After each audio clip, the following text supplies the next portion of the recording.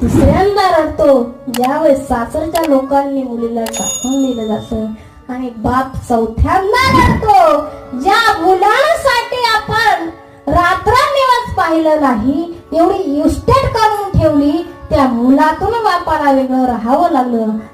बाप चौथ्यांदा रडतो. तो बाप काय असतो याला बाप नाही, त्याला जाऊन विचारा.